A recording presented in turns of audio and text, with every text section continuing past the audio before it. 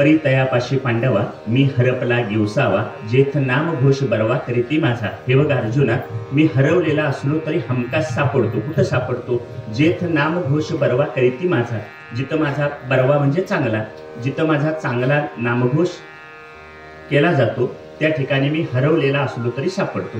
आता हे या ओवीच्या अगोदरची एक ओवी जरा महत्वाची. ती ओवी अशी आहे, जो मी वैकुंठी नसे एक वेळ भानुबिंबी न दिसे वरी योगियांचीही मानसे उमरडोनी जाळे.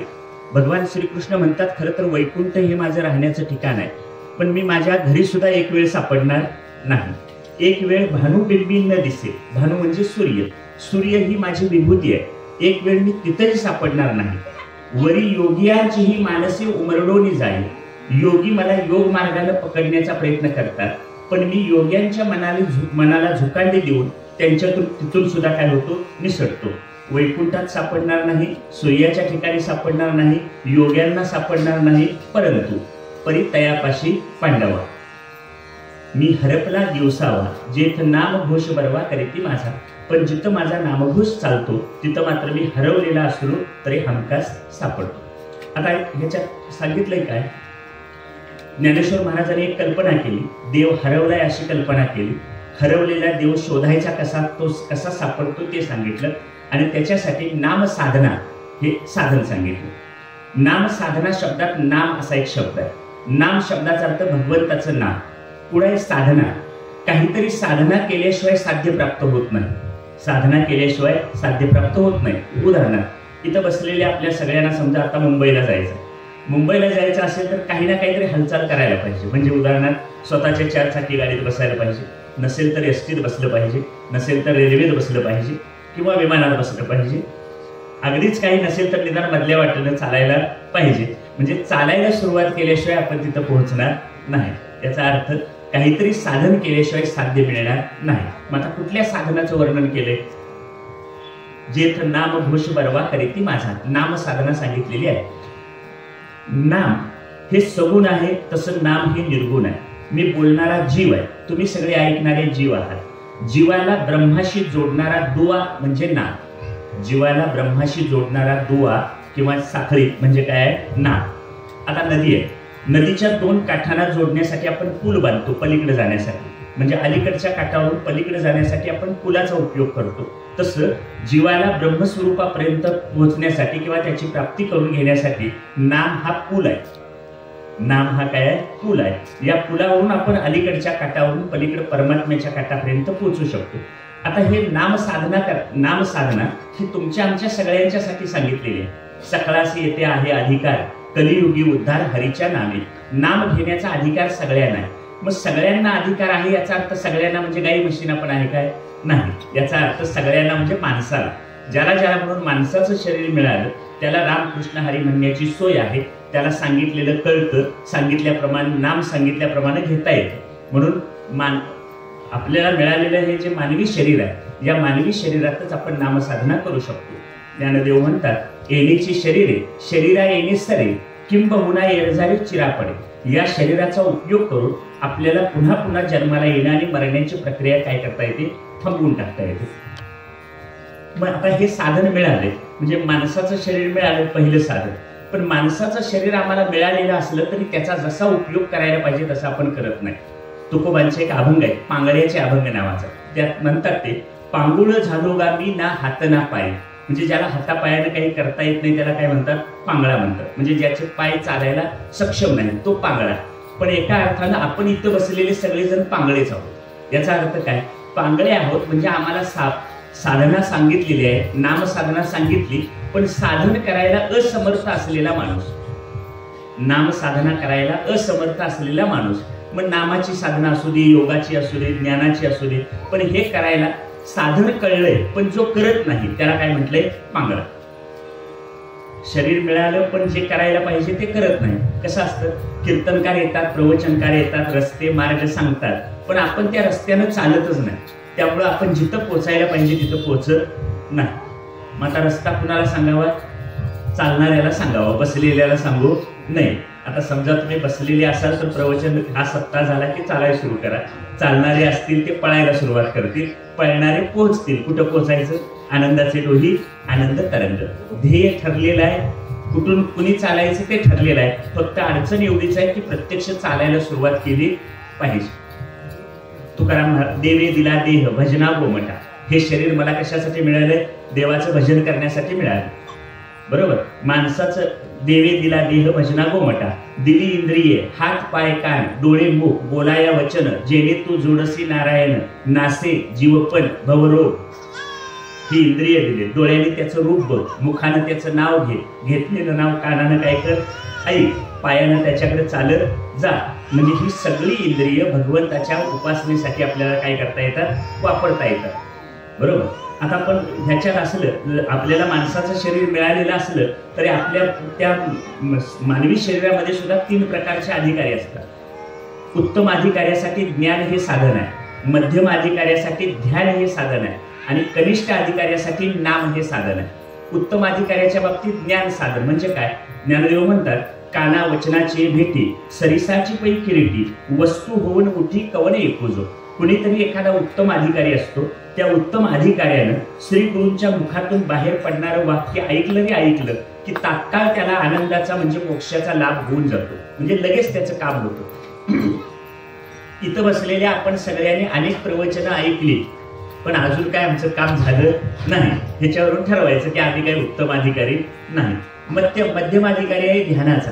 पण या सगळ्या ध्यानासाठी ज्ञानासाठी बऱ्याचशा गोष्टी सोडाव्या लागतात. योग मार्गाने प्रवास करण्यासाठी बऱ्याचशा गोष्टीचा त्याग करावा लागतो, वैराग्य धारण करावं लागतं, विवेक लागतो. त्याशिवाय आपण त्या मार्गावर पुढे जात नाही. पण नाम साधना ही सगळ्यात उत्तम साधना आहे कनिष्ठ अधिकाऱ्यासाठी. आपल्याला आपण उत्तम अधिकारी नाही, मध्यम अधिकारी नाही. म्हणजे कुठले अधिकारी राहिलो? आता आपण कनिष्ठ अधिकारी आहोत. आता कनिष्ठ अधिकाऱ्यासाठी साधन सांगितलंय नाम. आपण सगळे संसारी आहोत म्हणून ज्ञानदेव म्हणतात, असोनी संसारी जिव्हे वेगू करी. जरी संसारात असलास तरी जिव्हेला वेग दे. कशाचा? हरिमुखे म्हणा, हरिमुखे म्हणा, पुण्याची गणना कोण करी. मुखानं हरी हरी म्हणायला सुरुवात कर. बरोबर. मग आता मुखानं हरी हरी म्हणायला सुरुवात कर हे आम्हाला काय सांगितलं? नाम साधन सांगितलं. संसारी माणसालाच का सांगितलं? तर नाम साधना ही एक वैशिष्ट्यपूर्ण अशी साधना आहे की तिथं तुम्हाला मला संसार सोडावा लागत नाही. पहिली गोष्ट, तुमच्या माझ्या जो काही लौकिक असेल जगातला, आपण जिथं राहतोय त्या भागातला, आपली काय पद प्रतिष्ठा असेल, तर आपल्या लौकिकाला कुठल्याही प्रकारचा धक्का लागत नाही. संसार सोडावा लागत नाही, लौकिकाला धक्का लागत नाही. नाम साधना ही एक अशी साधना आहे की जी शास्त्राला मान्य आहे, सर्व संतांना मान्य आहे. नाम साधनेनं प्रगती हळूहळू होते, पण कायम टिकणारी प्रगती होते. काय म्हटलं? कळलं? नाम साधनेनं प्रगती हळूहळू होते, पण कायम टिकाऊ स्वरूपाची शाश्वत स्वरूपाची प्रगती होते.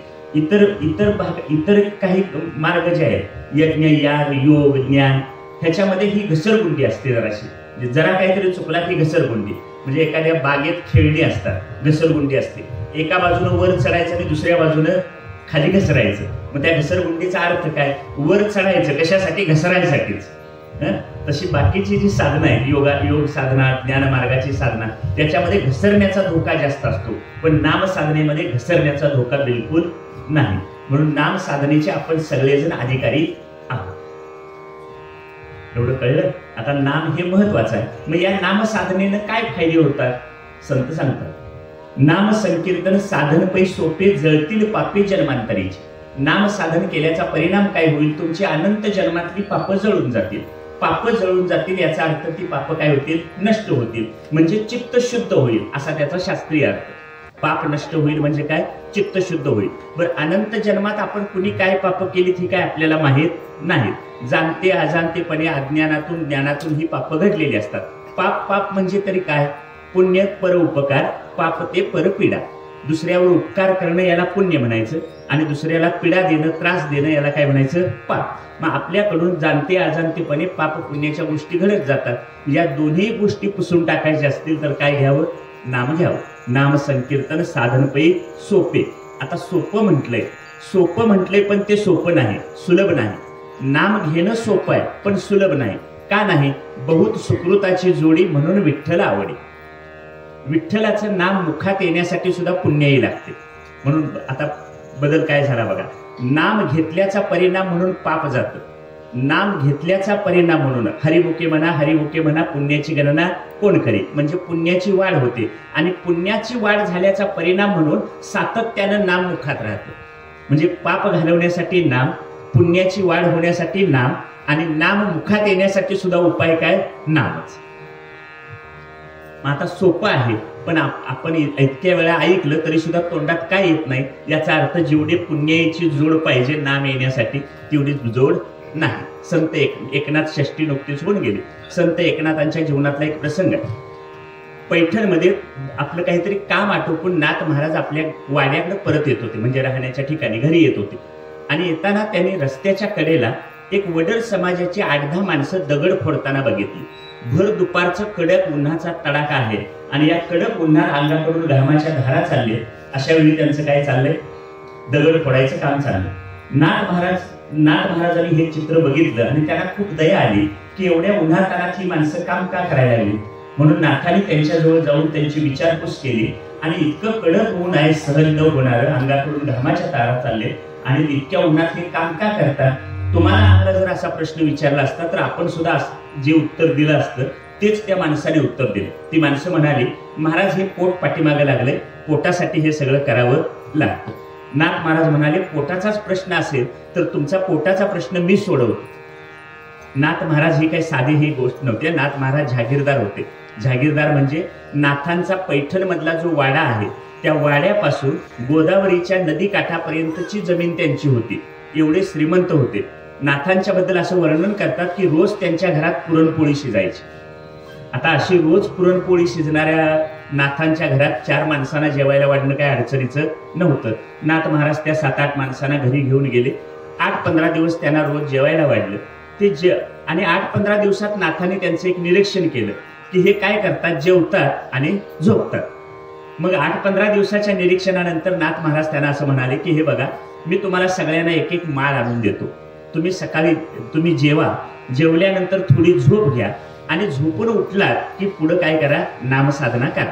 आता हे नाथांनी सांगितल्यानंतर त्यांच्यातल्या एका म्होरक्यानं संध्याकाळी लगेच आपल्या त्या ग्रुपची मीटिंग घेतली आणि त्याने असं ठरवलं की शीतं फुकटचं खाऊन रोज नामसाधना करण्यापेक्षा आपलं दगड फोडलेली बरी. म्हणून ते दगड फोडायला निघून गेले दुसऱ्या दिवशीपासून. काय कळलं? म्हणजे दस्तूर खुद्द नाथ महाराजांनी सांगून सुद्धा त्यांना नाम घेण्याची बुद्धी झाली नाही. का झाली नाही? बहुत सुकृताची जोडी, म्हणून विठ्ठल आवडी. म्हणजे नाम घेण्यासाठी जी पुण्याची जोड पाठीमागे लागते ती नसल्यामुळे त्यांनी काय निर्णय घेतला? दगड फोडलेली बरी. मग नाम संकीर्तन साधन पै सोपे. याचा अर्थ काय? सोपं आहे पण मुखात येणं एवढं सुलभ नाही. पुढे मग हरी उच्चारणी अनंत पापराशी जातील लयासी क्षण मात्रे. हरीचा उच्चार केला तर अनंत पाप तुमचे काय होतील? नाहीशी होतील. तुम्हाला खोड रबर माहिती आहे सगळ्यांना? बऱ्यापैकी आपण शाळा शिकलो म्हणजे माहिती आहे खोड रबर असतो. समजा पेनानं पेन्सिलनं काय आपण कागदावर लिहिलं आणि ते नको असेल तर खोड रबर वापरतो. त्यामुळे खोड रबर जे काही लिहिलेलं असेल ते निघून जाताना कागद स्वच्छ होतो.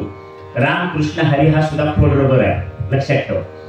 हा काय आहे? खोड रबर आहे. हा खोड रबर कधी वापरायचा? रोजचं जीवन जगत असताना आपल्याकडून जाणतेपणे अजाणतेपणे काही गोष्टी घडत असतात. चांगलं घडलं तरी खोड रबर वापरायचा आणि वाईट घडलं तरी सुद्धा काय करायचं? खोड रबर वापरायचा. जेणेकरून हा खोड रबर वापरला की अंतःकरणाचा कागद स्वच्छ कोरा राहील. माणसं म्हणतात स्वभावाला औषध नाही. माणसाचा स्वभाव काय वाटेल ते झालं तरी बदलत नाही. पण मी एक पुरावा सांगतो तुम्हाला. ज्यानं हिंसा करून माणसांना मारून 7 रांजण भरले होते असा वाल्याचा वाल्मिकी कशाने झाला? नामामुळे झाला. वाल्याचा वाल्मिकी कशामुळे झाला? नामानं झाला. म्हणजे 7 रांजण भरतील एवढी हिंसा करणारा हा माणूस संत पदाला ऋषितुल्य पदाला कसा काय पोहोचला? हा प्रभाव कशाचा आहे? नामाचा. म्हणजे राम राम म्हणता सुद्धा येत नव्हतं. त्याला मारणं माहीत असल्यामुळं नारदाने त्याला मरा मरा म्हण, म्हणजे मरा मराचं उलट काय झालं? मरा मरा असं भरभर म्हटल्याचा परिणाम काय झाला? राम राम झालं आणि वाल्याचा वाल्मिकी झाला. म्हणजे नामानं स्वभाव सुद्धा काय होतो? बदलतो. तिसरा मुद्दा, तुकाराम महाराज असं म्हणतात की नाम घेतल्याचा परिणाम म्हणून अंतःकरणातले काम क्रोध लोभ हे विकार सुद्धा जातात. काम क्रोध लोभ नासे तृष्णा माया गाता गुण तया विठोबाचे. विठ्ठलाचं नाम घेत राहिला तर अंतःकरणातले काम क्रोध लोभ हे सुद्धा काय होतात? जातात. मला एक आवडतं त्यांचं चरण आहे. तुका म्हणे देह भरिला विठ्ठले काम क्रोधे केले घर रीते. तुकाराम महाराज म्हणतात, देह जर विठ्ठलाच्या नामानं भरला तर अंतःकरणातले काम, क्रोध, लोभ हे विकार काय होतात, घर खाली करतात, निघून जातात. आता त्याबद्दलचा एक दृष्टांत मला वर्तमानपत्रात वाचून माहिती आहे की कोल्हापुरात काही कुळ काढणारे दादा लोक राहतात. म्हणजे समजा माझं मोठं घर असलं 2 जप्त्याचं, एका बाजूला मी राहतो, एका बाजूला कुळाला राहायला दिलेलं असतं. मला काही जागा वापरायला पाहिजे असेल तर मी कुळाला सांगतो घर खाली करा. मग ते म्हणतात 5 वर्ष झालं नियमानं राहतोय, नियमानं भाडं दिलंय, इतक्या लगेच तुम्ही सांगितलं म्हणून मी घर खाली करणार नाही. मग आता कुळ काढायचंच असेल, सांगून जात नाही म्हटल्यानंतर माझा प्रश्न, माझे हात बलताय, मी असाही आहे. मग मी अशा कुळ काढणाऱ्या दादाचा आधार घेतो, त्याला 1000-2000 रुपये दिले की तो कुळाला धाक दपडशा दाखवतो, मारहाण करतो, भीती घालतो आणि त्या कुळाला काढतो. दगडमातीच्या घरातलं कुळ काढायला कोल्हापुरातला दादा चालेल, पण माझ्या अंतःकरणाच्या घरातले काम, क्रोध काढायला कुठला दादा पाहिजे? पंढरपुरातला. त्याचं नावच आहे त्याच्यात, तुका म्हणे देह भरिला विठ्ठले, काम क्रोधे केले घर रीते. कारण काम, क्रोध, लोभ हे काय माझ्या ह्या शरीरात राहत नाही, कारण या शरीरात हाडं, रक्त, मांस भरलेला आहे. पण या शरीराच्या आत एक सूक्ष्म शरीर आहे, त्याला अंतःकरण असं म्हणतात. त्या अंतःकरणात हे काम, क्रोध, लोभ हे बळजबरीने राहायला आले. मग आता त्यांना घर खाली करायला लावायचं असेल तर त्या घरात कुणाला आणायला पाहिजे? विठ्ठलाला आणायला पाहिजे. तुका म्हणे देह भरिला विठ्ठले, काम क्रोधे केले घर रीते. तुकाराम महाराज कोणती इयत्ता पास झाल्याचा उल्लेख त्यांच्या चरित्रात नाही. म्हणजे पहिली पास झाले, दुसरी पास झाले असा कुठला उल्लेख नाही. पण त्यांनी लिहिलेले जे 4-4.5 हजार अभंग आहेत, त्या अभंगांचे अर्थ आता विद्यापीठात PhD करणाऱ्यांना सुद्धा कळत नाही किंवा सांगता येत नाही. याचा अर्थ काय झाला? मग एका अशिक्षित, शाळा न शिकलेल्या माणसाच्या मुखातून हे एवढा शास्त्रार्थ किंवा एवढे अभंग कसे काय बाहेर पडले? बरोबर आहे का चूक आहे? एवढे अभंग तुकोबांच्या मुखातून बाहेर आले कसे? याचं उत्तर तुकोबांनी स्वतःच दिले. न कळे ते कळो येईल उगले नामे या विठ्ठले एकाचिया, न दिसे ते दिसो येईल उगले नामे या विठ्ठले एकाचिया, न बोलो तो बोलो येईल उगले नामे या विठ्ठले एकाचिया, न भेटे तो भेटो येईल उगले नामे या विठ्ठले एकाचिया. एका विठ्ठलाचं नाम घेत राहिल्याचा परिणाम काय झाला? जे दिसत नाही ते दिसू लागेल, जे भेटत नाही ते भेटेल, जे कळत नाही ते कळायला लागेल. म्हणजे अखंड नाम साधना केल्याचा परिणाम म्हणून तुकोबांची बुद्धी सूक्ष्म झाली. बुद्धीचे सुद्धा 2 प्रकार आहेत, एक ढोबळ बुद्धी आहे आणि एक सूक्ष्म बुद्धी आहे. ढोबळ बुद्धीला संसार कळतो आणि संसार आवडतो, सूक्ष्म बुद्धीला परमात्मा कळतो आणि परमात्मा आवडतो. तुमची बुद्धी ढोबळ आहे काय सूक्ष्म आहे मी म्हणायला नाही, मी फक्त व्याख्या सांगितली. तुम्हाला जर संसार आवडत असेल तर तुमची बुद्धी कुठली आहे? ढोबळ आहे. तुम्हाला परमात्मा आवडत असेल तर तुमची बुद्धी कुठली आहे? सूक्ष्म आहे. म्हणून त्याच्या व्याख्याच आहे, ढोबळ बुद्धीला संसार कळतो आणि संसार आवडतो, सूक्ष्म बुद्धीला परमात्मा कळतो आणि परमात्मा आवडतो. अखंड नामसाधना केल्याचा परिणाम म्हणून तुकोबांची बुद्धी काय झाली? सूक्ष्म झाली. आणि या सूक्ष्म झालेल्या, शांत झालेल्या बुद्धीतून 4-4.5 हजार अभंग बाहेर पडले. जुन्या काळात रेडिओवर आपण काही भूपाळी ऐकत होतो. आता रेडिओच सांदी खोपड्यात गेल्यामुळे ती भूपाळी ऐकायला मिळत नाही. भूपाळी अशी होती, पहाटेच्या या प्रहरी म्हणा हरी हरी, तुका म्हणे जन्मावरी ठेवा तुळस मंजिरी. जर तुम्ही पहाटे उठून हरी हरी म्हणालात तर तुम्ही जन्मावर तुळस ठेवल्यासारखी होईल. एखाद्या गोष्टीवर तुळस ठेवणं याचा अर्थ काय होतो? त्याच्याशी असलेली आपला जो संबंध आहे किंवा आपली जी मालकी आहे ती त्याच्यावरची संपुष्टात येते. एखाद्या गोष्टीचा त्याग करणं म्हणजे त्याच्यावर तुळस ठेवणं असा त्याचा अर्थ होतो. दृष्टांत म्हणून सांगतो, कुणाच्या व्यवसायाशी माझा काही संबंध नाही. आपल्याकडे घरी सत्यनारायणाची पूजा असते. सत्यनारायणाच्या पूजेला मध्ये श्रीकृष्णाची मूर्ती, आजूबाजूला नारळ, केळी, फळ, सफरचंद मांडलेले असतात. आपल्याकडे आलेले जे भटजी, गुरुजी, काका कोण असतील ते आम्हाला पूजा सुरू करायच्या अगोदर असं सांगतात की त्या सगळ्यावर नारळ, केळी, फळांच्यावर एक तुळशीचं पान ठेवा. याचा अर्थ काय झाला माहितीये? तुम्ही एकदा त्या पूजेतल्या नारळ, केळी, फळांच्यावर तुळशीचं पान ठेवलं की त्याच्याशी असलेला तुमचा संबंध, तुमची मालकी संपली आणि माझी म्हणा की बोला जरा असं माझी सुरू झाली. आता असं म्हणायचं नसतं, पण एक लक्षात ठेवायचं की तुम्ही त्याच्यावर एकदा तुळशी पत्र ठेवलं की त्याच्याशी असलेला तुमचा संबंध संपला, जरी तुमच्या घरात सत्यनारायणाची पूजा असली तरी. दुसरा मुद्दा, आपला देश पारतंत्र्यात होता. इतिहास असं सांगतो की देशाला स्वातंत्र्य मिळवण्यासाठी या देशातल्या अनेक तरुणांनी घरादारावर तुळशी पत्र ठेवलं. म्हणजे काय केलं? घरादाराचा किंवा संसार सुखाचा त्याग करून त्यांनी देशाच्या स्वातंत्र्याला महत्व दिले. तिसरा मुद्दा, मी एक 25-30 वर्षापूर्वी पंढरपूरला गेलो आणि गळ्यात तुळशीची माळ घालून आलो. म्हणजे आता कशावर तुळशीपत्र ठेवलं? देहावर ठेवलं, शरीरावर माझ्या तुळशीपत्र ठेवलं. मग ज्या क्षणी तुळशीची माळ मी गळ्यात घातली त्या क्षणी माझा या शरीराशी असलेला संबंध संपुष्टात आला. पण होतं असं की अनंत काळाचा संस्कार आहे, हे शरीर म्हणजे मी आहे. त्यामुळे माळ घातलेल्या क्षणी लगेच असा निर्णय होत नाही. पण मी असं म्हणतो की माळ घालून 25 वर्ष झाली तर माळेच्या 25व्या वाढदिवसापर्यंत एका निर्णयापर्यंत आपण पोचायला पाहिजे. कुठल्या? देह जावो अथवा राहो पांडुरंगी दृढ भाव. तुकाराम महाराज त्याच्या पुढे पाय टाकून म्हणतात, पहाटेच्या या प्रहरी म्हणा हरी हरी, तुका म्हणे जन्मावरी ठेवा तुळस मंजिरी. जर तुम्ही पहाटे उठून हरी हरी म्हणाला तर तुम्ही जन्मावर तुळस ठेवल्यासारखी होईल. जन्मावर तुळस ठेवणं याचा अर्थ जन्माशी असलेला संबंध तोडून टाकणं. ज्याचा जन्माशी असलेला संबंध तुटतो फक्त त्याचाच मरणाशी असलेला संबंध तुटतो. कारण मरावं का लागतं? जन्माला आल्यामुळे. जन्मावं का लागतं? मृत्यू झाल्यामुळं. मग हे जर जन्म मृत्यूचं रहाट गाडगं तोडायचं असेल. आणि दुसरा मुद्दा, तुमच्या माझ्या जीवनात सगळ्यात मोठी भीती कशाची आहे?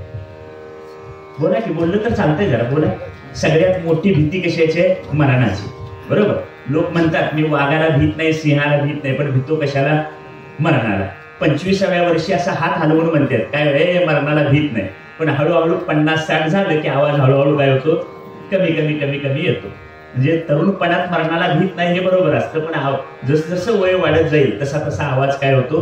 कमी येतो. मग आता मरणाची भीती वाटते. या मरणाच्या भयातून सुटायचं असेल तर उपाय काय करायचा?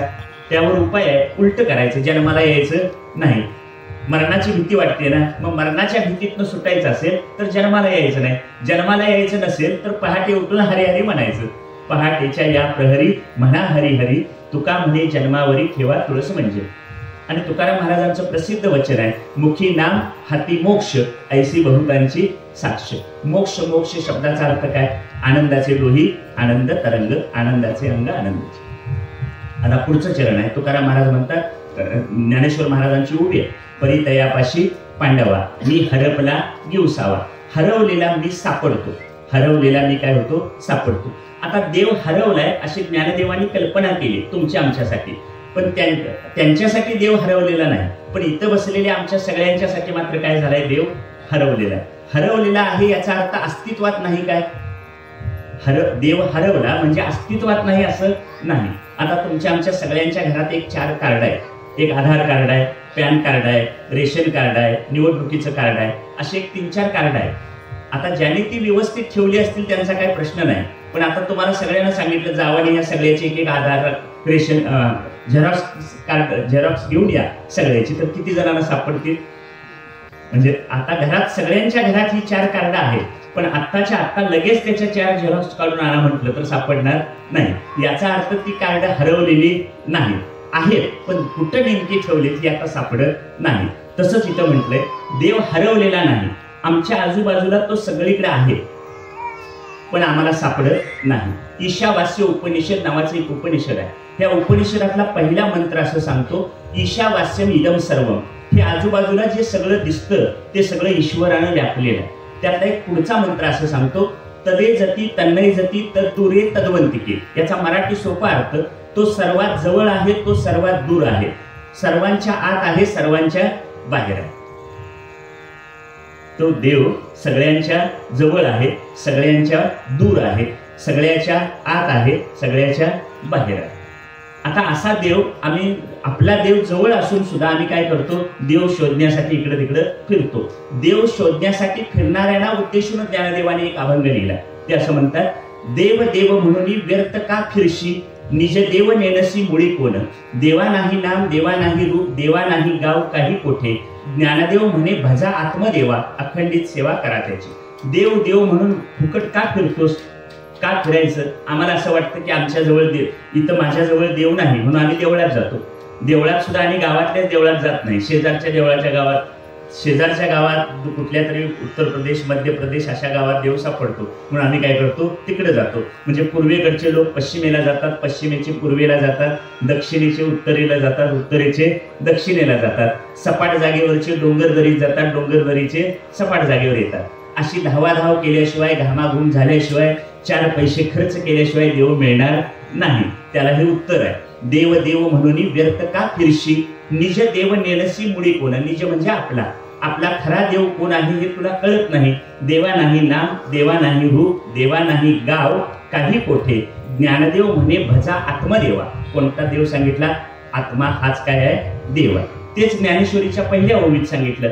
ओम नमो जे आद्या वेद प्रतिपाद्या जय जय स्व संवेद्या आत्मरूपा. हेच 9वे अध्याय ते वेगळी ओळ म्हणून सांगितली. तैसा हृदयामध्ये मी रामू, असता सर्व सुखाचा आरामू, परे भ्रांतासी कामू विषयावरी.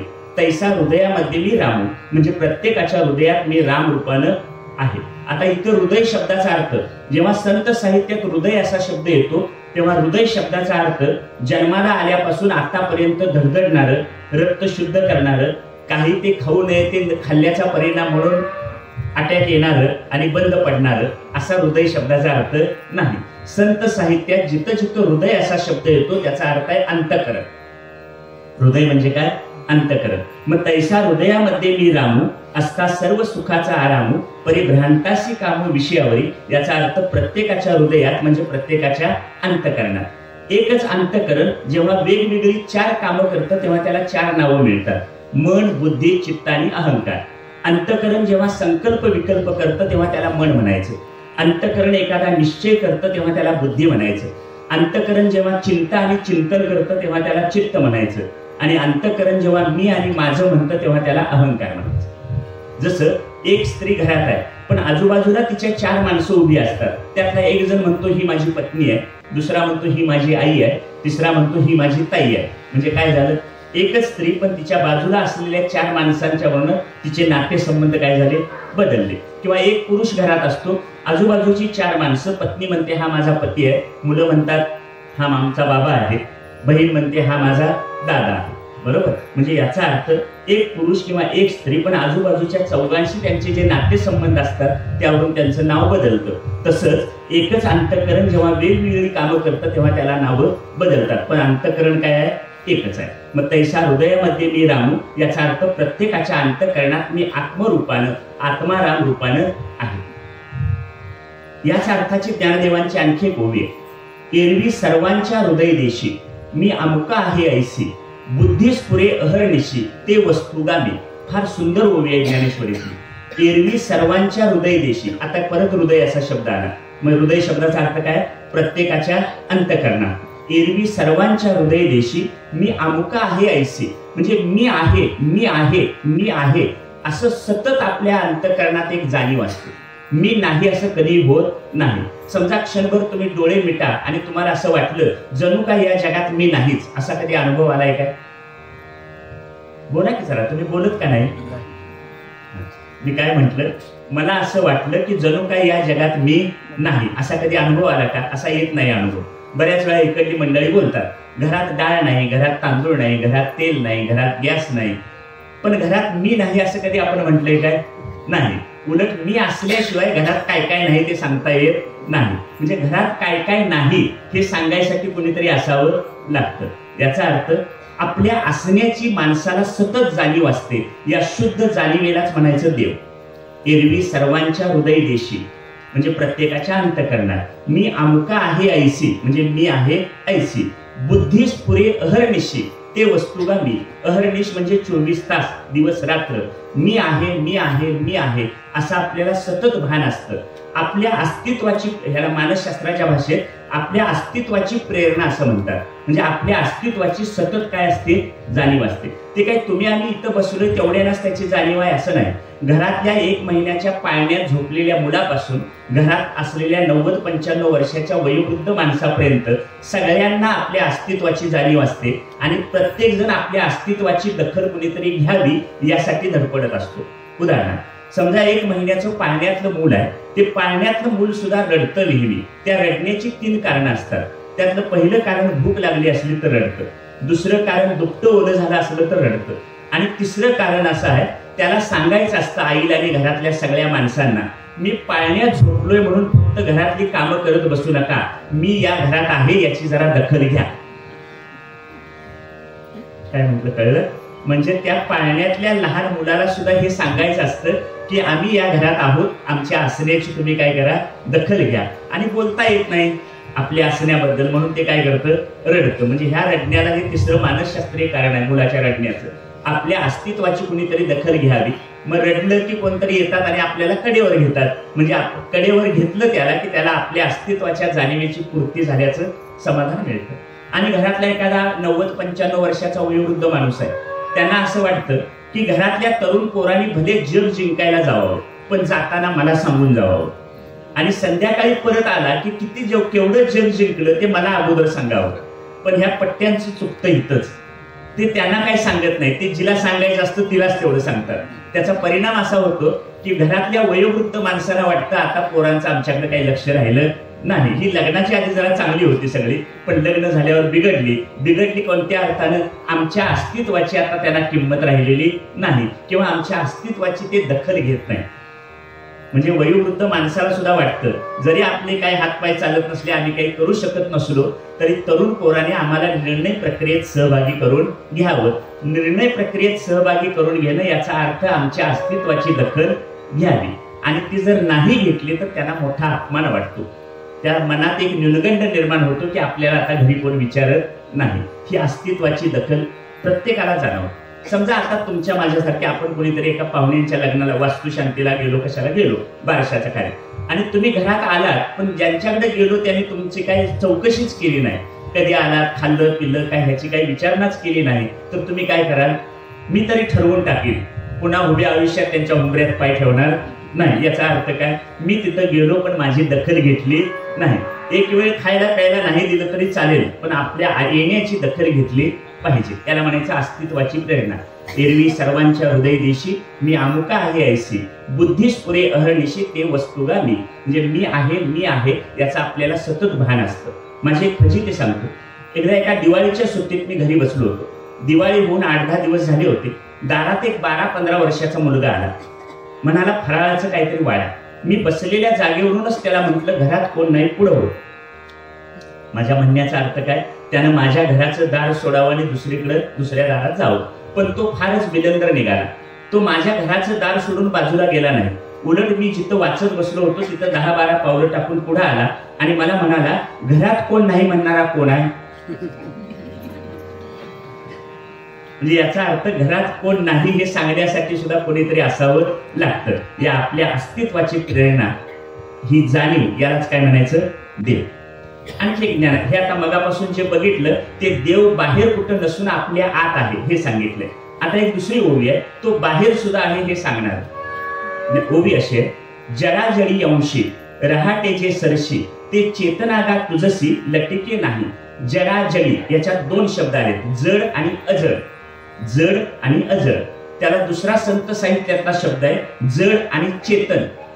तिसरा एक शब्द आलाय एका ओवीमध्ये, हे विश्वची माझे घर ऐसी मती जयाचे स्थिर किंबहुना चर अचर आपणची जहाल. म्हणजे 3 जोड्या झाल्या. जड अजड पहिली जोडी, जड चेतन दुसरी जोडी, चर अचर तिसरी जोडी, आणि आता तुम्हाला समजेल अशी विज्ञानातली सजीव निर्जीव. आता कळलं?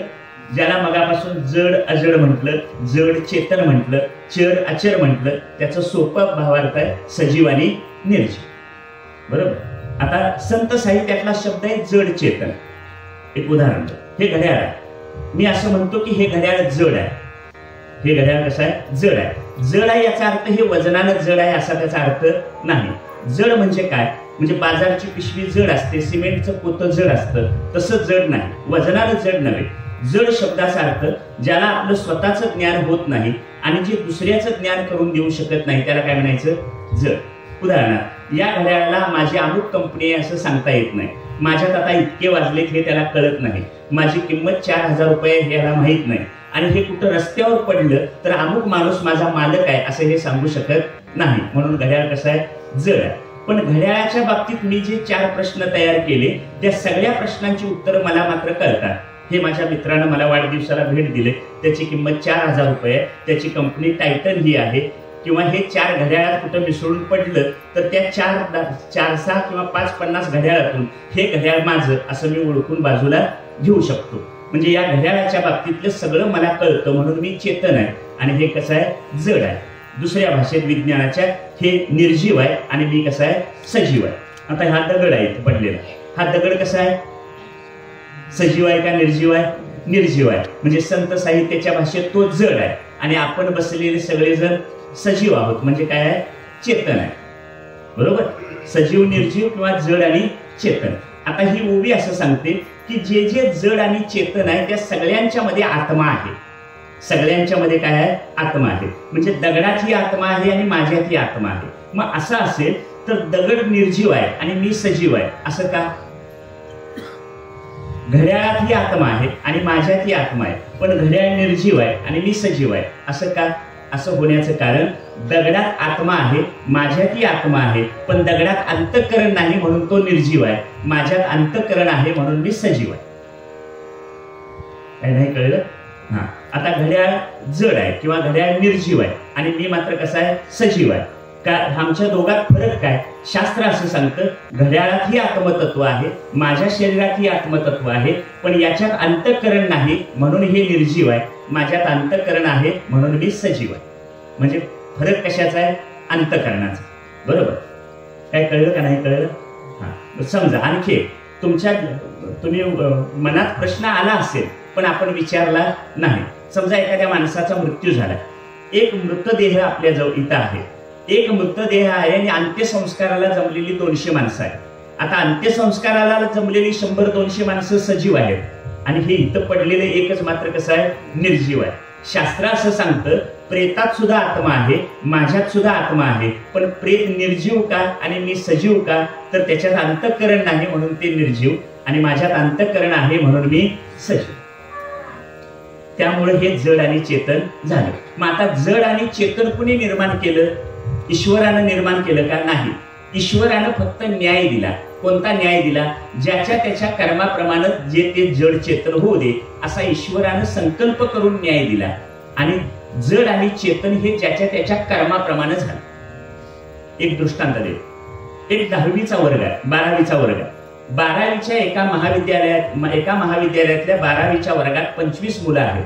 12वीचे कोल्हापूर जिल्ह्यातले पेपर रत्नागिरीला तपासायला गेले. म्हणजे रत्नागिरीच्या पेपर तपासणाऱ्याच्या माणसांचा इथल्या कुठल्या तरी हायस्कूल मधल्या 12वीच्या महाविद्यालयातल्या 12वीच्या मुलांचा काही संबंध नाही.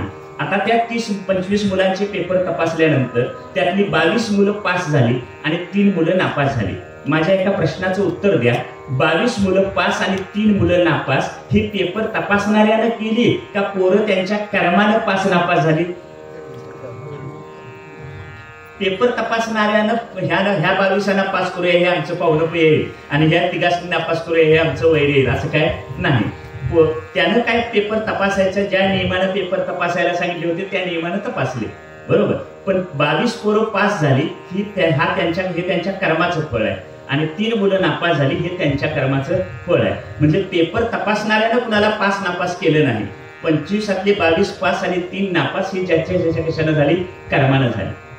तसं अमुक एखादी तत्व दगड व्हावं आणि एखादा चेतन व्हावा आणि एक निर्जीव व्हावा हे कशामुळे झालं? त्याच्या कर्मामुळे झालं. त्या कर्मात सुद्धा फरक असतो. 2 दगडांची कर्म वेगवेगळी असतात. एका दगडाची पायरी होते त्याच्यावर हजारो लोक पाय ठेवून जातात. एका दगडाची मूर्ती होते त्याला हजारो लोक नमस्कार करतात. म्हणजे 2 दगडांचं नशीब सुद्धा काय आहे? वेगवेगळं. 2 दगडांची कर्म आणि 2 दगडांचं नशीब सुद्धा काय होतं? वेगवेगळं. म्हणून आत्मा नावाचं तत्व सगळीकडे आहे. आता जड आहे अजड आहे, जड आहे आणि चेतन आहे, या सगळ्यांच्या मध्ये आहे. म्हणून ज्ञानदेव म्हणतात जे जे भेटे भूत ते ते मानिजे भगवंत. आजूबाजूला जे सगळं दिसतं त्यांच्यामध्ये कोण आहे? भगवंत आहे. हा माझा भक्तियोग आहे. म्हणजे आजूबाजूला सगळ्यामध्ये. आता दगडात सुद्धा आत्मा आहे तिथंही आत्मा आहे. आणि देव कशाला म्हटलं मगाशी? ओम नमोजी आद्या वेद प्रतिपाद्या जय जय स्व संवेद्या आत्मरूपा. आत्मा हाच काय खरा आहे? देव आहे. आता आत्मा हाच देव, त्यालाच राम म्हटलं, त्यालाच कोणी कृष्ण म्हटलं, हरी म्हटलं, विठ्ठल म्हटलं. ही नावं फक्त काय आहे? वेगवेगळी आहे. कळलं? जडा जडी अंशी रहाटे जे सरशी ते चेतन आगा तुझसी लतिके नाही. मग आता हे असं जड चेतन करून ईश्वर कुठं गेला? ईश्वर कुठं गेला नाही. त्यांनी असं मला सांगितलं की हे जड चेतन निर्माण केलं आणि ईश्वर त्याच्यातच शिरला. म्हणजे उदाहरणार्थ ईश्वरानं आकाश निर्माण केलं आणि तो आकाशात शिरला. त्यानं वायू निर्माण केला आणि तो वायूत शिरला. त्यानं पाणी निर्माण केलं आणि तो पाण्यात शिरला. आता ईश्वर किंवा आत्मा नावाचं तत्व किंवा सच्चित आनंद रूप ब्रह्म त्याच्यात शिरलं, याचा पुरावा काय? तुकाराम महाराज म्हणतात, वृक्षाचेही पान हाले ज्याची सत्ता, मग ती अहंता राहील कोठे. झाडाचं पान सुद्धा त्याच्या सत्तेनं हलतं. मगाशी मी काय म्हटलं, त्यानं वायू निर्माण केला आणि तो वायूत शिरला. मग आता वाऱ्यानं पान हल्लं म्हणजे कुणाच्या सत्तेनं हल्लं? भगवंताच्या. म्हणजे झाडाचं पान सुद्धा भगवंताच्या सत्तेनं हलतं. आणि वादळ वारं येऊन एखाद्या घरावरचे पत्रे उडून जातात, ते सुद्धा कुणाच्या सत्तेनं जातात? त्याच्याच. म्हणजे चांगलं घडतंय तेव्हा ते आणि वाईट घडतंय तेव्हा मी नाही, असं नाही. त्याचा अर्थ असा होतो की झुळझुळ वाहणाऱ्या वाऱ्यातही तो आहे आणि पत्रे उडवून नेणाऱ्या वादळ वाऱ्यात सुद्धा कोण आहे? तोच आहे. ज्ञानदेवांचा एक अभंग आहे, अवचित परिमळू झुळकला आळू माळू, मी म्हणे गोपाळू आला दे माये. अचानक कुठून तरी एक वाऱ्याची झुळूक आली आणि मला असं वाटलं की अरे गोपाळ आला की काय. म्हणजे ज्ञानेश्वर महाराजांना वाऱ्याची झुळूक जरी अंगाला लागून गेली तरी कुणाची आठवण येते?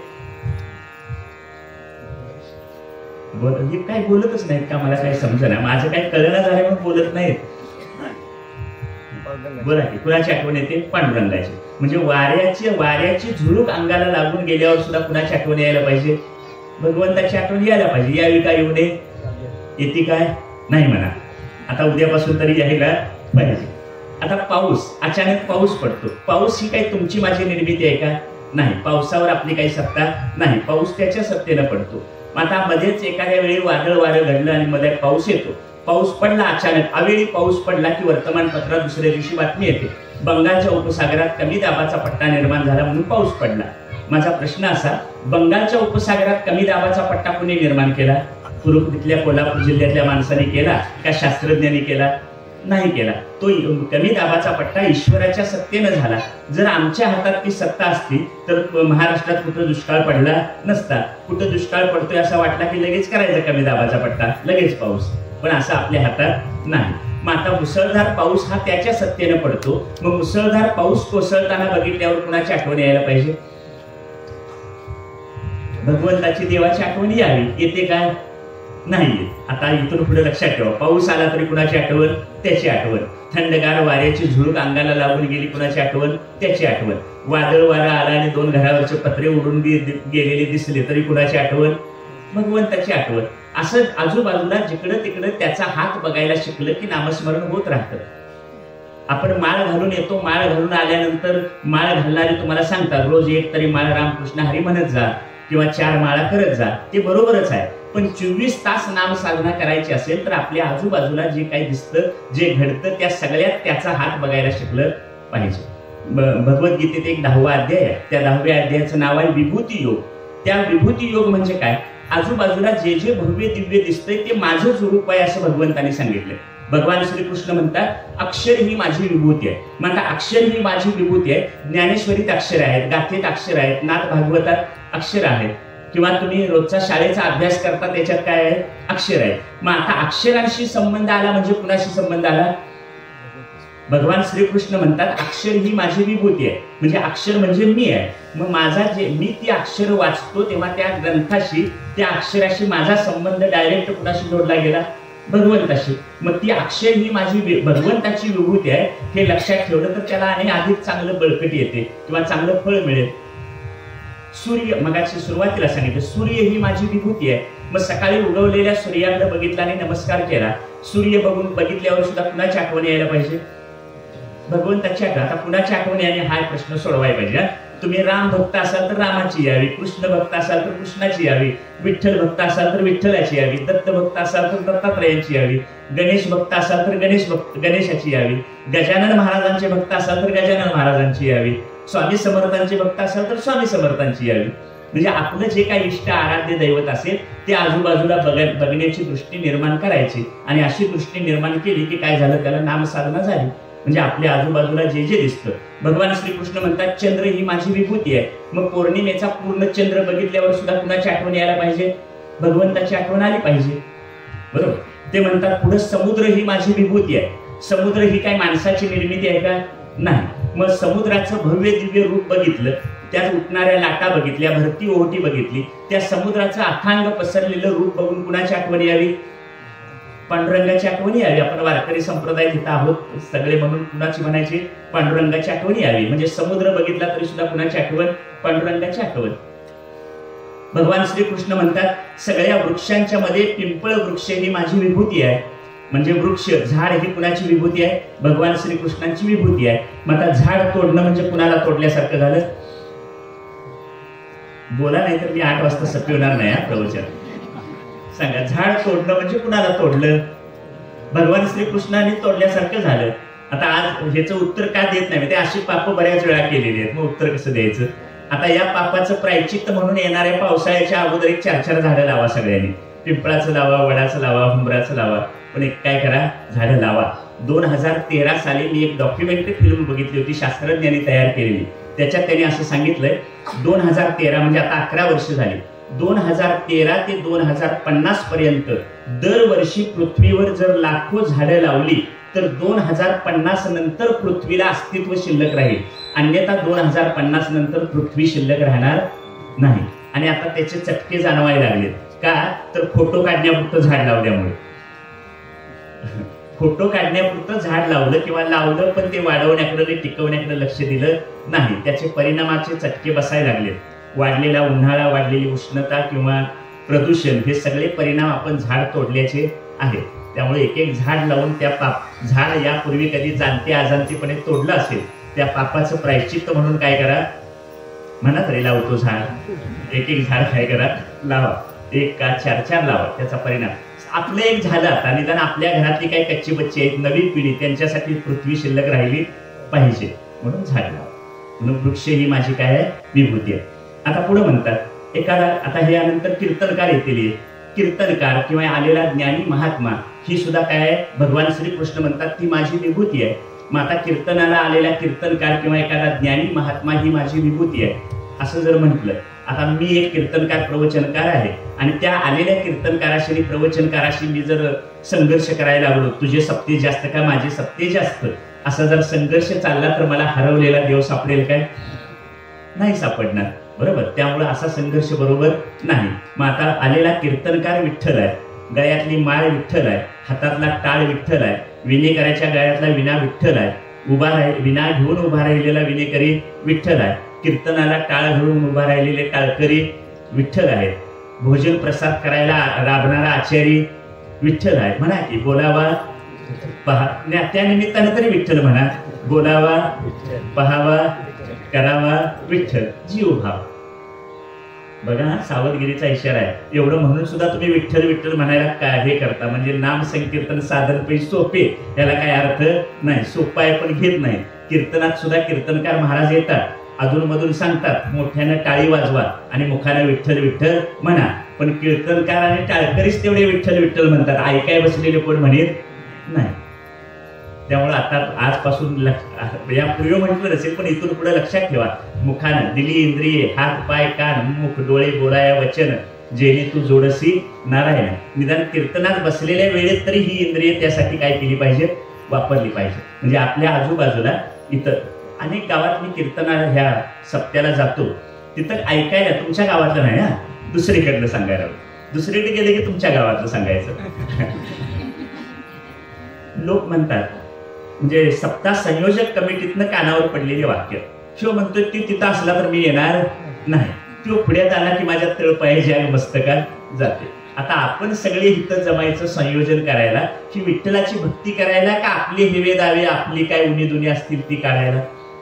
आणि असं जर काढलं तर आपल्याला ह्या हरिमंडपात देव सापडणार नाही. या हरिमंडपात सुद्धा देव सापडायचा असेल तर आजूबाजूला जे सगळं दिसतंय त्या सगळ्यांच्या मध्ये कोण बघितला पाहिजे? विठ्ठल बघितला पाहिजे. आणि त्यासाठी तसा डोळा जरा बदलून घ्यायला पाहिजे. अशी दृष्टी बदलल्याशिवाय आजूबाजूला जे सगळं आहे त्याच्यात विठ्ठल दिसणार नाही. बरोबर काय चूक? ज्ञानेश्वर महाराजांना रेड्यात देव गवसला, तुकाराम महाराजांना चिमणीत देव गवसला, नामदेव महाराजांना कुत्र्यात देव गवसला, नाथ महाराजांना गाढवात देव गवसला. आम्हाला निदान माणसात तरी गवसू दे. आपल्याला निदान माणसात जरी देव गवसला तरी पुष्कळ झाला. आता तुमचा हा जो सप्ताह चालला, या सप्त्याचं नावच आहे अखंड हरिनाम सप्ताह. ज्ञानेश्वरीत एक 10व्या अध्यायातलीच ओवी आहे. नाम जप यज्ञ तो परम, बाधू न शके स्नानादी कर्म, नामे पावन धर्माधर्म, नाम परब्रह्म वेदार्थे. नाम जप यज्ञ तो परम. इथं चाललेला नाम जप यज्ञ ही सुद्धा भगवंताची काय आहे, विभूती आहे. म्हणजे इथं अखंड 7 दिवसात नाम साधनाच करायला पाहिजे. जरी लोकसभेची निवडणूक असली तरी त्यातलं काही बोलू नये, त्यातलं काय करायचं आहे ते 7 तारखेला करा. पण निदान हरिमंडपात जोपर्यंत पाय आहे तोपर्यंत कशाबद्दल बोलावं, हरिबद्दलच बोलावं. तुमच्याच तालुक्यातल्या एका गावात मी गेलो होतो प्रवचनाला. त्यांनी पत्रिकेतच टिप टाकली होती, साके गाव नावाने सांगतो, फार चांगलं काम केलं. कृपया राजकारणाच्या गप्पा हरिमंडपात मारू नयेत असं त्यांनी लिहूनच ठेवलं होतं. फार आवडलं मला. याचा अर्थ ते करू नका असं नाही, पण हे लक्षात ठेवलं पाहिजे. इथं जेव्हा आहोत त्यावेळी रामकृष्ण हरीचाच गजर केला पाहिजे. कारण सप्त्यात आणि कीर्तनातच नामघोष चालतो. आणि आपण घेतलेल्या ओवीत काय सांगितलंय, परितयापाशी पांडवा मी हरपला दिवसावा, जेथ नामघोष बरवा करीती माझा. बरवा म्हणजे चांगला, जसा करायला पाहिजे तसा. आता पुढचा एक शब्द आहे नाम. नाम म्हणजे काय, मग सांगितलं नाम म्हणजे भगवंताचं नाव. दुसरा प्रश्न, कुणी घ्यावं नाम, सगळ्यांनी घ्यावं. आता जर तुमच्यातल्या कुणी मला प्रश्न विचारला की महाराज तुम्ही नाम घ्या म्हणता, पण नाम कसं घ्यायचं ते आम्हाला सांगा. मग मी तुम्हाला एक प्रश्न विचारतो, पेढा कसा खायचा ते तुम्ही मला सांगा. एक कुणीतरी पेढा दिलाय मुलगा झाला म्हणून, आता तो पेढा कसा खावा. तुम्ही म्हणाल महाराज एवढं ज्ञानाच्या गोष्टी बोलता आणि पेढा कसा खावा हे तुम्हाला कळत नाही, कसाही खावा गोडच लागणार. तसं माझं उत्तर आहे, नाम कसंही घ्या, आपलं काम केल्याशिवाय सोडणार नाही. सुरुवातीला काही कळेपर्यंत नाम कसंही घ्या. एकदा नामाची गोडी लागली, माझी मज झाली अनावर वाचा, छंद या नामाचा घेतला असे, किंवा गोविंद गोविंद मना लागली या छंद. असा एकदा छंद लागला की नंतर त्या पाठीमागचं तत्वज्ञान समजून घेऊन नाम घ्या. तत्वज्ञान समजून घेऊन नाम घेतलं की त्याला चांगलं फळ मिळतं. काय नामसाधनेच्या पाठीमागचं तत्वज्ञान आहे, एक शास्त्रीय विधान असं आहे, नाम आणि नामी यांच्यात अभेद असतो. अभेद असतो याचा दुसरा अर्थ भेद नसतो. म्हणजे एखाद्या वस्तूचं नाव आणि ती वस्तू यांच्यात भेद नाही असं शास्त्र सांगतं. आता हेच वाक्य माझं वाक्य मीच खोडून काढतो. भाकरी हे नाव आणि भाकरी हा पदार्थ दोन्ही एकच आहे काय.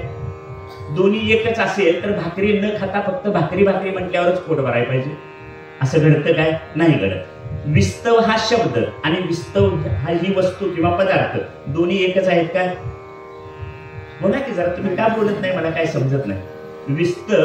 विस्तव हा शब्द आणि विस्तव हा पदार्थ दोन्ही एकच आहेत काय, नाही. समजा एकच असतील तर विस्तव असा शब्द म्हटल्यावर माझ्या जिभेला भाजायला पाहिजे. विस्तव हा शब्द कागदावर लिहिल्यावर कागद जळायला पाहिजे, असं होत नाही. याचा अर्थ त्या वस्तूचं नाव आणि त्यानं दाखवलेला पदार्थ यांच्यामध्ये भेद आहे.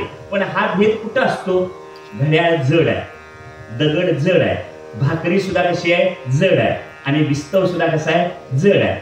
जड पदार्थाच्या बाबतीत नाम आणि नामी यांचा अभेद असतो. हे वाक्य विधान लागू पडत नाही. मग आता आलो चेतनाकडं. आता हे आपण सगळे बसलेले चेतन आहोत. मी आता ह्या मामाना हाक मारली तर ते ओ देतील, पण मी इथं बसलोय आणि ते कोल्हापुरात आहे तर ओ देतील काय, नाही देणार. का देणार नाही, याचा अर्थ माणसाचं अस्तित्व परिच्छिन्न आहे. परिच्छिन्न म्हणजे काय, माणूस एका वेळी एका काळी एकाच ठिकाणी असतो. म्हणजे आपण सगळेजण आता इथं आहोत याचा अर्थ आपण कोल्हापुरात पुण्या मुंबईत कुठं नाही. म्हणजे आपलं अस्तित्व परिच्छिन्न आहे.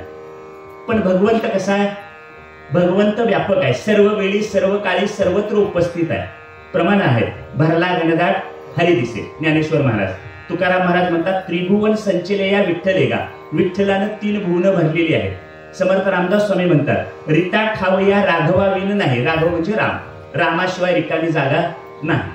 आता बघा, भरला घनदाट हरी दिसे म्हणजे हरी सर्वत्र भरलेला आहे. या मामाने मी जरा इकडे सरकून बसा म्हटलं तर ते सरकतील, कारण त्यांचं अस्तित्व एका विशिष्ट पोकळीत आहे. आजूबाजूची पोकळी रिकामी आहे, त्यामुळे इकडे सरका म्हटलं तर सरकतील. मी हरीला कुठं सरक म्हणून सांगायचं, मी विठ्ठलाला म्हटलं जरा विठ्ठला तिकडे सरकून बस, सरकायची जागा आहे का, का सरकायची जागा नाही. जिथं मला रिकामी जागा वाटते तिथंही तो आहेच. त्यामुळे हरीला विठ्ठलाला कुठं सरकायला जागा नाही. म्हणून माणसाचं चेतनामध्ये जो माणूस आहे, माणसाचं व्यक्तिमत्व आहे, तो व्यक्ती एका वेळी एका काळी एकाच ठिकाणी असते. पण भगवंताचं स्वरूप व्यापक असल्यामुळं सर्व काळी सर्व वेळी सर्वत्र तो उपस्थित आहे. म्हणून कुठेही आणि कोणत्याही गावात बसून त्याला हाक मारली तरी त्याला ऐकू जाते. म्हणजे नाम साधना ही कुठेही करता येऊ शकते, हा एवढा सोपा अर्थ आहे त्याचा. आणि दुसरं प्रमाण एक सांगतात, तुकाराम महाराज म्हणतात, ते हे परब्रह्म विटेवरी. ते हे परब्रह्म विटेवरी. विटेवर कोण आहे? ब्रह्म आहे. आता पुंडलिकाच्या भेटी परब्रह्म आले का असं आरतीत म्हटलंय. आणि गोष्ट असं सांगते की पुंडलिकाला भेटायला विठ्ठल आले. मग पुंडलिकाला भेटायला विठ्ठल आले हे वाक्य बरोबर का पुंडलिकाला भेटायला ब्रह्म आलं हे वाक्य बरोबर का दोन्ही एकच आहेत हे बरोबर? दोन्ही एकच आहेत. म्हणजे विठ्ठल म्हणजेच ब्रह्म, ब्रह्म म्हणजेच विठ्ठल. विठ्ठल हे त्याचं सगुण रूप आहे, ब्रह्म हे त्याचं निर्गुण रूप आहे. तुझं सगुण म्हणो की निर्गुण रे, सगुण निर्गुण एक गोविंदू रे. सगुण निर्गुण तुझं म्हणे वेद, तुका म्हणे भेद नाही नावे. ज्ञानदेवांची गोवे, कृष्ण विष्णू हरी गोविंद या नामाचे निखिल प्रबंध, माझी आत्मचर्चा विषद उदंड गाठी. कृष्ण विष्णू हरी गोविंद ही सगुण नामं आहेत आणि आत्मचर्चा विषद उदंड गाठी. आत्मा हे निर्गुणाचं वर्णन आहे. मग कृष्ण विष्णू हरी गोविंद या सगळ्याचा अर्थ काय? आत्मा किंवा ब्रह्म. कृष्ण म्हणजेच ब्रह्म, हरी म्हणजेच ब्रह्म, विठ्ठल म्हणजेच ब्रह्म, दत्त म्हणजेच ब्रह्म. नावं वेगवेगळी आहेत पण त्याचा लक्षार्थ मात्र काय आहे? ब्रह्मच. एक दृष्टांत सांगतो. मी 4 दिवसापूर्वी एका लग्नाला गेलो होतो. असाच मोठा मांडव होता. नवरा नवरी मध्ये उभा होते, आजूबाजूला त्यांच्या परिवारातले लोक होते. त्याच्या पाठीमागं मी उभा होतो. माझ्यासारखे उशिरा आलेले अनेक जण मागं होते. लग्न सुरू झालं. त्या नवरा नवरीच्या जवळ जे होते त्यांनी टाकलेली अक्षता नवरा नवरीच्या डोक्यावर पडल्या. आम्ही टाकलेल्या अक्षता मधल्या लोकांच्या डोक्यावर पडल्या. माझ्या मागच्यानी टाकलेल्या माझ्या डोक्यावर पडल्या. म्हणजे 2000 माणसं लग्नाला आली असली तर 1000 माणसांच्या डोक्यावर अक्षता पडल्या. मला सांगा लग्न कुणाचं लागलं? लग्न त्या वेळेला त्या मांडवात ज्यांचं होतं त्यांचंच लागलं. म्हणजे त्या 2000 माणसांनी ज्या अक्षता टाकल्या होत्या त्या काही मधल्यांच्यासाठी टाकल्या नव्हत्या, त्या जोडीसाठीच टाकल्या त्या. बरोबर. मग डोक्यावर कोणाच्या पडल्या हे महत्वाचं नाही. तसं राम म्हणता, कृष्ण म्हणता, हरी म्हणता, विठ्ठल म्हणता, नाव कुठलाही महत्वाचं नाही, त्याचा ब्रह्म हा लक्षार्थ महत्वाचा. परितयापाशी पांडवा मी हरपला दिवसावा, जेथ नाम घोष बरवा करीती माझा. घोष करणे म्हणजे मोठ्यानं ओरडणे, मोठ्यानं काय करणे? नाम घेणे. आता मोठ्यानं नामाचा घोष करायचा. भगवान श्रीकृष्णाने भगवद्गीतेच्या पहिल्या अध्यायात म्हटले, शंखाचा घोष केला. म्हणजे शंख काय केला? फुंकला. आता घोष करण्यासाठी फुफ्फुसाचा वापर होतो. नामाचा घोष. काही जण ओंकाराची साधना करतात तर तो ओंकाराचा घोष. अशी मोठ्यानं नाम घेतल्याचा परिणाम म्हणून फुफ्फुसाला सुद्धा काम करावं लागतं. म्हणजे शरीरातली आतली इंद्रिय सुद्धा त्याच्यामध्ये काय होतात? सहभागी होतात. आणि शरीराचा कण आणि कण जागा होतो. म्हणून मोठ्यानं नाम घ्यावं. हरिपाठात म्हटलंय, राम कृष्ण टाहो नित्य पोडी. टाहो पोड म्हणजे काय? मोठ्यानं घे. शहरातल्या लोकांना नाम मोठ्याने घेता येत नाही, आजूबाजूचे लोक तक्रारी करतात. बरोबर. पण खेड्यापाड्यात ही सोय चांगली आहे. तरी सुद्धा आपल्याला नाम घ्यायचं झालं तर कसं घ्यावं? आपण घेतलेलं नाव आपल्याला ऐकू येईल एवढ्या मोठ्यानं घ्यावं. शेजाऱ्याला त्रास होईल असं घेऊ नये. आणि शेतात गेलात की आजूबाजूला कोण नसेल तर जोरात टाहो फोडावा. आम्ही काय टाहो फोडत नाही असं नाही, आम्ही टाहो फोडतो, पण घरातलं कोणतरी गेलं तर फोडतो. बरोबर. पण टाहो कशाचा फोडायचा? रामकृष्ण टाहो नित्य फोडे. रोज उठून काय कर? रामकृष्ण हरीचा टाहो फोड. म्हणजे मोठ्यानं नाव घे. मोठ्यानं नाव घेणं याचा अर्थ वैखरीनं नाव घेणं. समजा तुम्ही एक 8-10 वर्ष वैखरीनं नाम घेतलं की त्याचा परिणाम असा होतो ते कंठात उतरतं. म्हणजे मध्यमा वाणीमध्ये येतं. मध्यमा वाणीतून म्हणजे कंठातून काही वर्ष नाम घेतलं की ते हळूहळू हृदयात उतरतं. त्याला परावाणी, पश्चंती वाणी म्हणतात. आणि हृदयातून काही काळ घेतलं की ते हळूहळू बेंबीच्या देठापर्यंत येतं. त्या बेंबीजवळ परावाणी आहे. म्हणजे अशा एकूण वाणी किती आहे? 4. जर मोठ्यानं नाम आपण दीर्घकाळ करत गेलो की हळूहळू ही नामाची प्रगती आहे. म्हणजे वैखरी वाणीतून नाम काय झालं पाहिजे? पश्चंती वाणीपर्यंत, परावाणीपर्यंत पोहोचलं पाहिजे हळूहळू. त्यासाठी ते सतत घ्यायला पाहिजे. आता हे नाम हात भिंत याचा एक दृष्टांत सांगतो. चोखा मेळा नाव माहितीये तुम्हाला? चोखा मेळ्यांची समाधी महाद्वारात आहे पंढरपूरला. ही चोखा मेळ्यांची समाधी नामदेवानी बांधली. चोखा मेळा किती गरीब होते याचं उदाहरण देण्या एवढा गरीब माणूस कुरुबलीत सुद्धा नाही, इतके ते गरीब होते. गवंड्याच्या हाताखाली कामाला जात होते त्यांची पत्नी आणि 2 जण. त्यावेळी यादव म्हणजे आदिलशहा, निजामशहा अशा लोकांच्या सत्ता होत्या आणि त्या काळात 50-60 माणसं, 100 माणसं मंगळवेढ्याला काहीतरी बांधकाम होतं, गाव कुसाच्या बाहेर, तिथं बांधकाम करायला गेले होते आणि दुर्दैवानं ते बांधकाम कोसळलं आणि 50-60 माणसं त्या दगडाच्या आणि मलब्याच्या खाली गाडली गेली, त्याच्यात चोखोबा गाडले गेले. विठ्ठलाला सुद्धा दुःख झालं, माझा भक्त तिथं गाडला गेला, मृत्यू झाला म्हणून.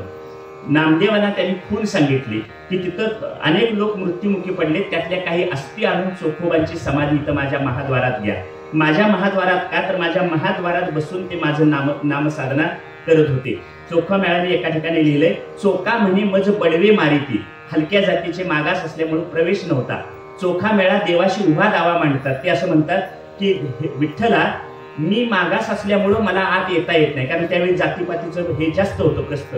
मी मागास असल्यामुळं मला आत येता येत नाही, पण तुझ्यात काय ताकद आहे का नाही, तू माझ्यासाठी बाहेर ये, असं सांगतात. की चोखोबाला भेटायला देव बाहेर आले महाद्वारातून, ते अजून आत गाभाऱ्यात परत गेलेले नाहीत, म्हणून ते कुठं आहे, चोखोबांच्या जवळ आहेत. म्हणून अगोदर महाद्वारात चोखोबाला भेटावं आणि मग पुढं जावं.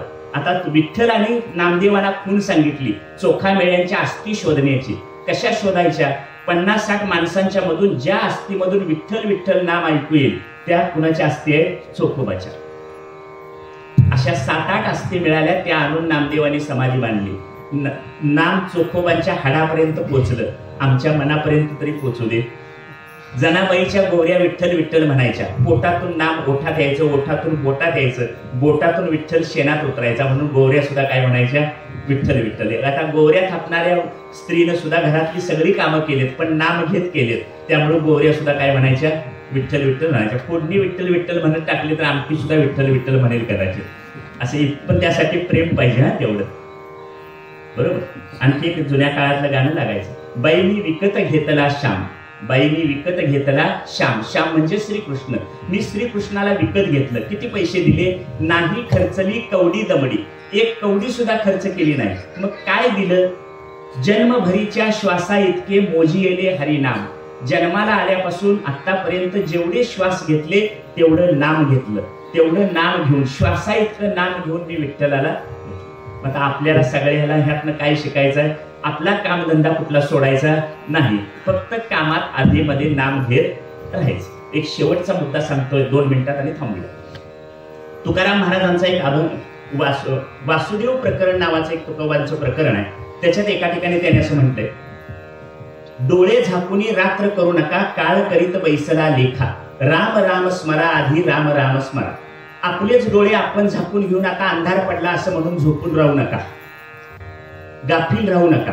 डोळे झाकुनी रात्र करू नका, काळ करीत बैसला लेखा. लेखा म्हणजे हिशोब, त्यावरून शब्द तयार झाला लेखा परीक्षण. त्याला इंग्रजीत म्हणतात ऑडिट. ग्रामपंचायतीचं ऑडिट होतं, पतसंस्थेचं ऑडिट होतं, दूध संस्थेचं ऑडिट होतं. तसं तुम्हाला दिलेल्या आयुष्याचा काळ ऑडिट करत बसलाय. काय ऑडिट आहे त्याचं? ह्यांना 100 वर्षाचं आयुष्य दिलं, त्यातली 50 वर्ष झोपेत गेली, उरलेल्या 50तली 25 वर्ष लहानाचं मोठं होण्यात गेली, उरलेली 25 वर्ष संसार करण्यात गेली, नाम घ्यायला वेळ उरला नाही. हे 100चा हिशोब. 80चा धरला तर पुन्हा 40 झाले. आता शास्त्रज्ञ असं सांगायला लागले, सरासरी आयुष्य 56 ते 58 वर आहे. म्हणजे जे 56 आणि 58च्या पुढे आहेत त्यांनी समजायचं आपल्याला बोनस मिळालाय. म्हणून काय म्हणतात, पहा, डोळे झाकुनी रात्र करू नका, काळ करीत बैसला लेखा, राम राम स्मरा आधी राम राम स्मरा. आता राम राम स्मरा आधी. आधी एवढंच एक वाक्य सांगतो आणि थांबतो. मी काही वाक्य म्हणतो, तुम्ही फक्त आधी म्हणा. जमल का नाही एवढं म्हणायला?